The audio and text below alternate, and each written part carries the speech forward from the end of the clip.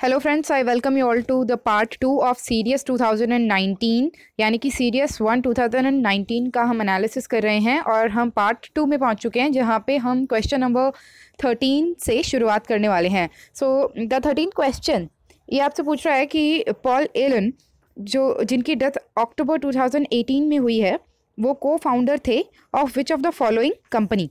तो यहाँ पे आपको करंट अफेयर्स से कुछ क्वेश्चन पूछा गया है एंड बहुत ही रीसेंट क्वेश्चन है। ओके, अक्टूबर 2018 में ये चीज़ हुई, पॉल एलन की डेथ हुई और आपका जो एग्ज़ाम है ये फरवरी में था। ओके, तो 3-4 महीने पहले का ये करंट अफेयर है और इसका करेक्ट आंसर है माइक्रोसॉफ्ट। तो माइक्रोसॉफ्ट के को फाउंडर रहे हैं पॉल एलन और बिल गेट्स के साथ ही ये भी माइक्रोसॉफ्ट के फाउंडिंग फादर रहे हैं, मतलब शुरुआती टाइम पे ये भी थे।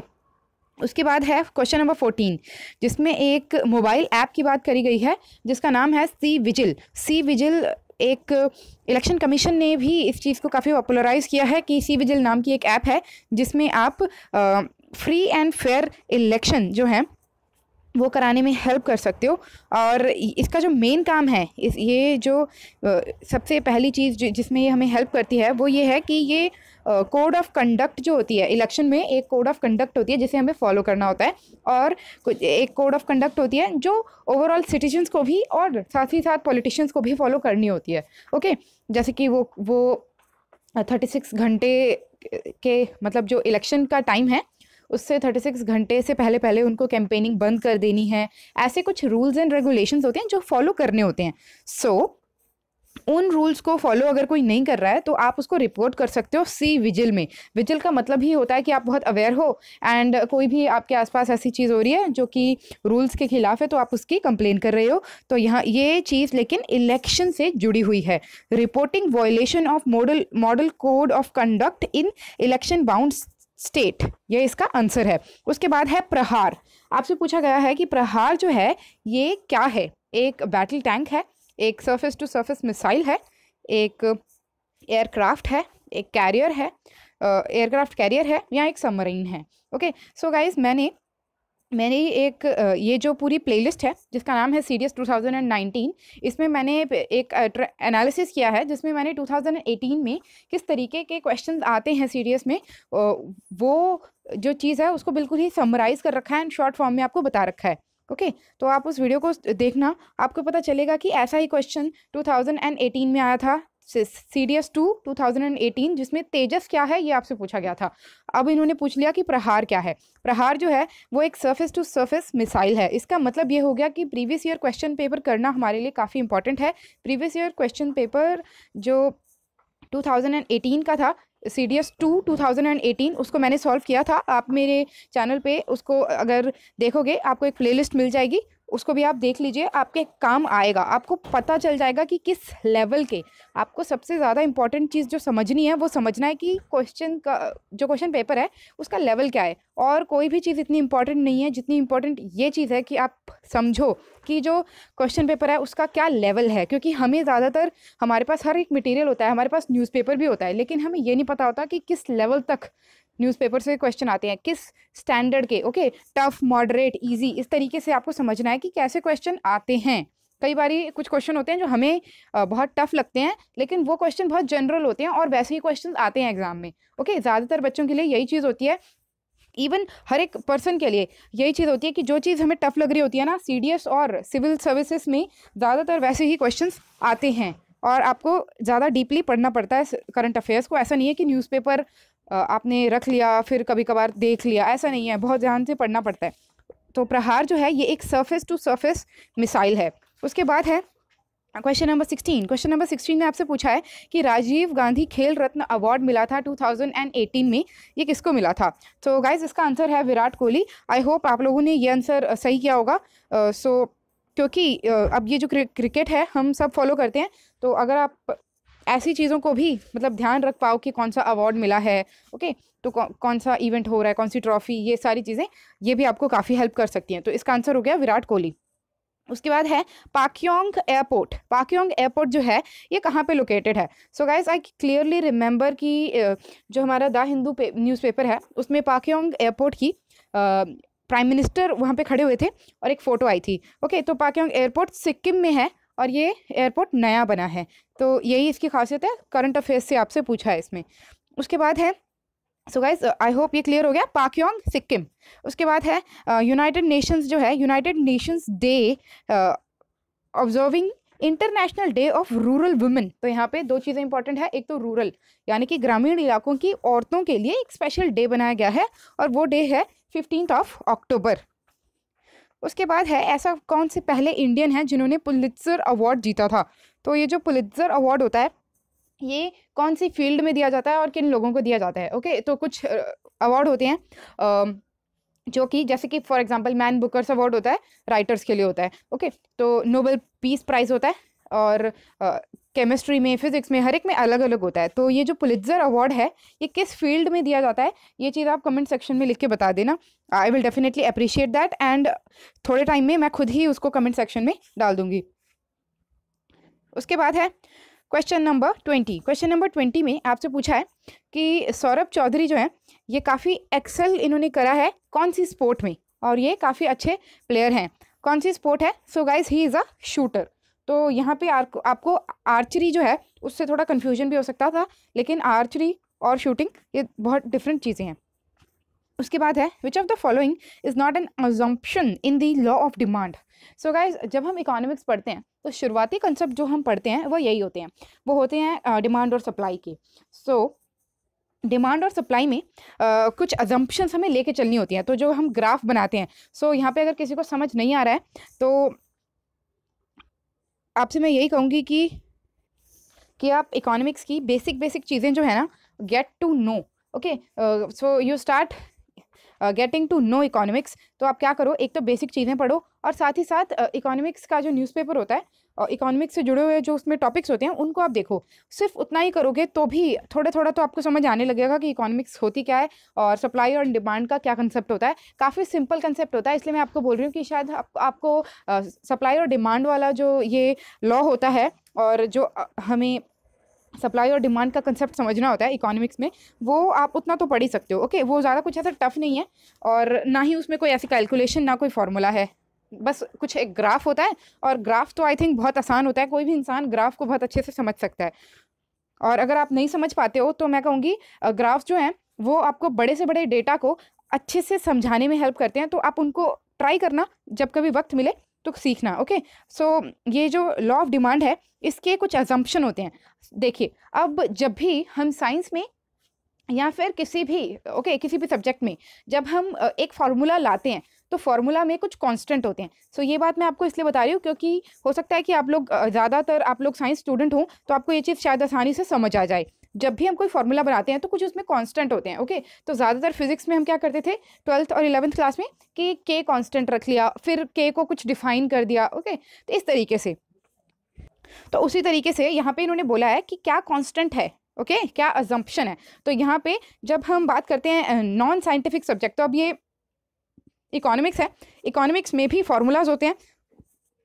उन फार्मूलाज को और लॉज को अगर आपको रियल लाइफ में एप्लीकेशन उसकी होते हुए देखना है तो आपको कुछ चीज़ें रखनी पड़ती हैं एज अ अजम्पशन कि ये हम अज्यूम करके चल रहे हैं, तभी हम इस फॉर्मूला को प्रूव कर पाएंगे। नहीं तो ऐसा नहीं होता है कि आप जो लॉज होते हैं वो 100% रियल लाइफ पे अप्लाई नहीं हो पाते हैं, इसलिए कुछ ना कुछ अजम्पशन रखनी पड़ती है। तो यहाँ पे इन्होंने क्या कहा है कि जो डिमांड का अजम्पशन होते हैं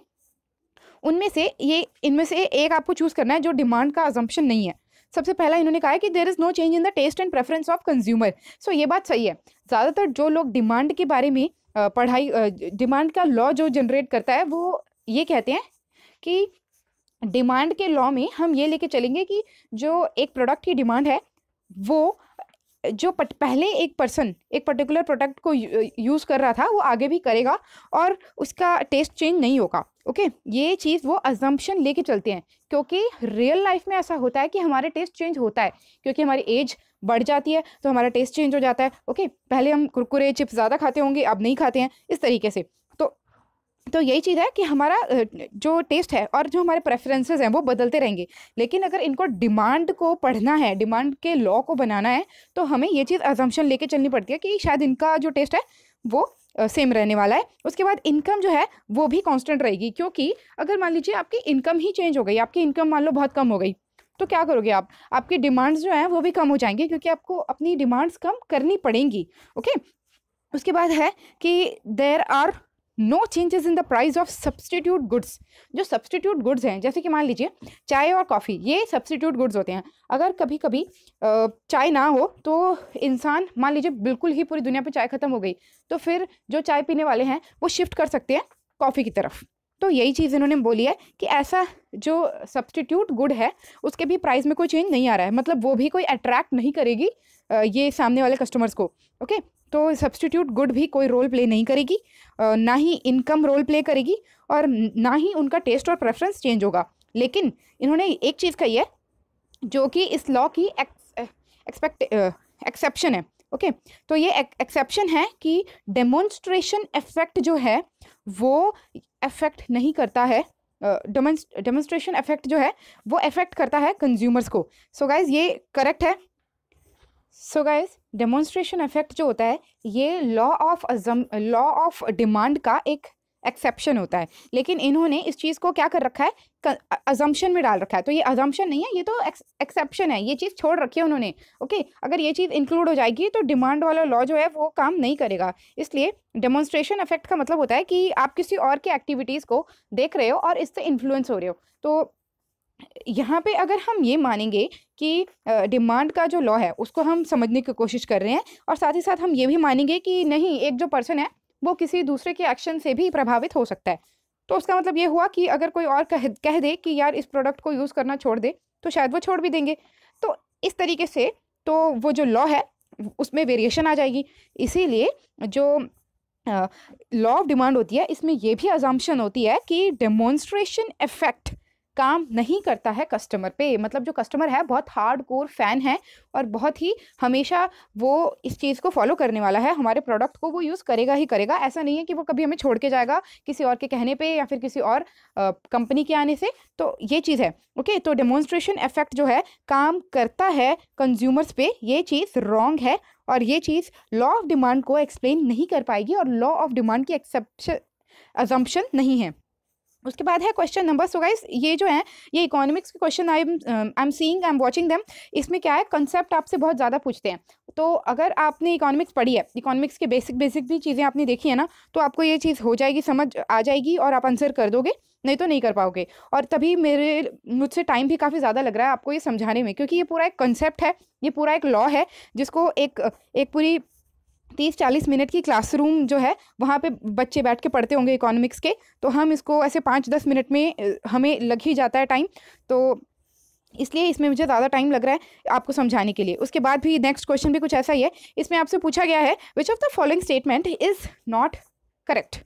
यहाँ पे पूछा गया है यूटिलिटी के बारे में।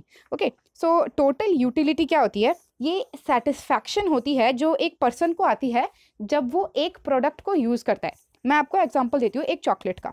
ओके, तो एक चॉकलेट है, आपने एक चॉकलेट खाई, आपको जितनी सेटिस्फैक्शन हुई उसकी जो वैल्यू है वो टोटल यूटिलिटी होती है। लेकिन मार्जिनल यूटिलिटी वो होती है जो आपको 2 चॉकलेट्स खाने पर फील होता है। आप एक ही बार में 2 चॉकलेट्स खाओगे तो आपका जो सेटिस्फैक्शन का लेवल है वो कहाँ तक पहुँचता है, वो मार्जिनल यूटिलिटी होती है। सो यहाँ पे ये लोग क्या कह रहे हैं कि जब मार्जिनल यूटिलिटी मैक्सिमम होती है। सो गाइस ये ना कंसेप्ट तो फिर भी ये नॉर्मल सा है, लेकिन फिर भी ये इकोनॉमिक्स की एक स्टडी है, तो ये इन्होंने रिलेशन इनमें बिठा रखी है। टोटल यूटिलिटी को अगर आप डिफ्रेंशिएट कर दोगे, तो अगर आप साइंस स्टूडेंट हो तो शायद आपको समझ आ रहा होगा। ओके, तो मैं एज्यूम करके चल सकती हूँ, बाकी अब मैं डिफ्रेंशिएशन तो आपको नहीं समझा पाऊँगी। सो टोटल यूटिलिटी को जब आप डिफ्रेंशिएट कर दोगे और स्लोप निकालोगे, जो स्लोप होगी वो मार्जिनल यूटिलिटी होती है। ओके, तो मार्जिनल यूटिलिटी स्लोप है और टोटल यूटिलिटी एक कंसेप्ट है, एक पर्टिकुलर कोई XYZ है। ओके, कोई फंक्शन है। तो टोटल यूटिलिटी जब मैक्सिमम होती है, ओके, तो ये आपको अब स्लोप वाले कंसेप्ट से इतना बढ़िया समझ आएगा। अब देखो, टोटल यूटिलिटी जो है वो मैक्सिमम हो रही है तब मार्जिनल यूटिलिटी 0 हो रही है। मतलब स्लोप 0 है जब एक जो फंक्शन है वो अपना मैक्सिमम अटेन कर रहा है। ओके, तो मैक्सिमम अटेन कर रहा है। उसके बाद है जब टोटल यूटिलिटी डिक्रीज हो रही है, यानी कि एक फंक्शन जो है वो डिक्रीज हो रहा है, तो मार्जिनल यूटिलिटी यानी कि उसकी जो स्लोप है वो नेगेटिव आएगी। तो ये तो बहुत ही ऑब्वियस बात है। उसके बाद है कि अगर टोटल यूटिलिटी इंक्रीज हो रही है तो स्लोप यानी कि मार्जिनल यूटिलिटी पॉजिटिव होगी। ये बात भी सही है। ये हम स्लोप के कंसेप्ट से इसे इतने अच्छे से समझ पा रहे हैं कि आपको इसमें अभी लग भी नहीं रहा होगा कि ये टफ है। उसके बाद लास्ट ऑप्शन है कि टोटल यूटिलिटी है जब वो मैक्सिमम होती है तब मार्जिनल और एवरेज यूटिलिटी एक दूसरे के इक्वल हो जाते हैं। सो गाइज इसका तो हमें नहीं पता है कि ये सही है या गलत, लेकिन अब आपको पता है स्लोप के कंसेप्ट से कि ये तीनों ही चीज़ें सही हैं। तो इसलिए ये चीज़ गलत है क्योंकि आपसे पूछा है कि कौन सा which one is not correct, तो एक ना एक तो गलत हो गई, तो इसलिए लास्ट वन इज़ रॉन्ग। उसके बाद है क्वेश्चन नंबर 23। क्वेश्चन नंबर 23 में इस क्वेश्चन में आपसे पूछा गया है कि जॉइंट स्टॉक कंपनी जो है वो क्या होती है। What is a joint stock company. So guys joint stock company क्या होती है। ये सबसे पहले तो ये वो कंपनीज होती हैं जहाँ पे बहुत से शेयर होल्डर होते हैं और ये लोग क्या करते हैं, कंपनी का कुछ शेयर 5%, 10% इस तरीके से वो खरीदते हैं शेयर्स, और पूरी कंपनी जो होती है वो शेयर होल्डर्स के द्वारा ओन होती है। तो कोई एक बंदा नहीं होता जिसकी पूरी कंपनी होती है। तो वो किसी ऐसा नहीं है कि कोई एक उसका मालिक होता है, बहुत से लोग उसके मालिक होते हैं और सबका कुछ ना कुछ पैसा जो है उस कंपनी में लगा होता है। इस तरीके से वो होती है जॉइंट स्टॉक कंपनी। सबसे पहले इन्होंने ऑप्शन दिया है, स्टेटमेंट दिया है कि it has a legal existence. So guys ये बात करेक्ट है कि इसका एक लीगल एग्जिस्टेंस होता है, वो रजिस्टर्ड कंपनी होती है, ऐसा नहीं है कि वो कंपनी रजिस्टर्ड नहीं होती है। उसके बाद है गाइस अब जो ऑप्शन दिए हैं ना वो कंपैरेटिवली ईजी हैं। आपसे टॉपिक तो इन्होंने टफ पूछ लिया, अगर आपको ये नहीं पता है जॉइंट स्टॉक कंपनीज क्या होती हैं तो आपके लिए ये टॉपिक तो टफ है, लेकिन ऑप्शन काफ़ी ईजी हैं। देखो इन्होंने पूछा लीगल एग्जिस्टेंस, तो एक कंपनी जो है अगर वो एग्जिस्ट कर रही है, वो अच्छे से चल रही है, तो वो अच्छा प्रॉफिट भी कमाएगी, तो गवर्नमेंट की नज़रों में आएगी। गवर्नमेंट चाहेगी कि वो उनके साथ रजिस्टर्ड कराए। ऐसे रजिस्टर्ड नहीं कराओगे, लाइसेंस नहीं लोगे अपने बिजनेस का, तो फिर आपकी कंपनी जो है वो इलीगल हो जाएगी। तो ऐसा कोई नहीं करेगा कि कोई जो चीज़ है, कोई कंसेप्ट है अच्छे से चल रहा है तो उसको वो रजिस्टर्ड नहीं कराएंगे। तो पहला ऑप्शन सही हो गया। सेकंड ऑप्शन है कि limited liability of share holder. तो गाइस ये जो लिमिटेड लाइबिलिटी, ये जो बड़े बड़े शब्द होते हैं ये काफ़ी वैसे आसान होते हैं अगर आपको इनका मीनिंग पता हो। लिमिटेड यानी कि बिल्कुल ही नापी तुली, लाइबिलिटी यानी कि जो चीज़ उनकी स्टेक पर है, क्या स्टेक पर है, वो चीज़ काफ़ी छोटी होती है, ऑफ शेयर होल्डर्स। तो यहाँ पे हर एक व्यक्ति का कुछ शेयर ऑफ मनी वहाँ पे कंपनी में लगा हुआ है। सेकंड स्टेटमेंट का यही मीनिंग है। उसके बाद है कि it has a democratic management. उसके बाद है कि it has a collective ownership. So guys democratic management तो इनको होना ही पड़ेगा क्योंकि इसमें बहुत से लोग काम कर रहे हैं। तो इसलिए मुझे लगता है कि ये चीज़ सही है। उसके बाद क्योंकि जब बहुत से लोग काम कर रहे हैं ना तो आप किसी के साथ पार्शियल नहीं हो सकते। ऐसा नहीं होगा कि कोई बहुत महान होगा, कोई बहुत ही आम होगा, और सबके साथ ऑलमोस्ट इक्वल सा ही ट्रीट किया जाएगा, सबकी बात सुनी जाएगी क्योंकि सब लोग ओनर हैं। तो इसलिए थर्ड पॉइंट करेक्ट है। उसके बाद ये है कि इनकी कलेक्टिव ओनरशिप है, ये बात भी सही है। कलेक्टिव ओनरशिप है तभी तो इसमें हर एक बंदा अपना शेयर खरीद रहा है और हर एक बंदा मालिक भी है। तो इसलिए हमारा इसका करेक्ट आंसर है डी ऑप्शन। 1, 2, 3 एंड 4 ये सारे ही ऑप्शन इसमें करेक्ट हैं। So guys this was joint stock company. तो ऐसे ही ना बहुत अलग अलग तरीके की कंपनीज होती होंगी। अगले एग्जाम के लिए अगर आप नेक्स्ट अटैम्प्ट दोगे तो वो चीज़ ज़रूर पढ़ के जाना, और कोई भी और एग्जाम दोगे जो यूपीएससी के द्वारा कंडक्टेड है तो उसमें भी आप ऐसी चीज़ें पढ़ सकते हो। Moving on to the question number 26। तो क्वेश्चन नंबर 26 में आपसे पूछा गया है कि बॉम्बे सेक्रेटरीट किसने डिज़ाइन किया था। सो इट इज़ 1870 में बॉम्बे सेक्रेटरीट को किसने डिज़ाइन किया था। सो गाइस इसका आंसर है हेनरी सेंट क्लेयर विंकिंस। तो फर्स्ट ए ऑप्शन इसका करेक्ट है, एच फॉर हेनरी था यहाँ पे।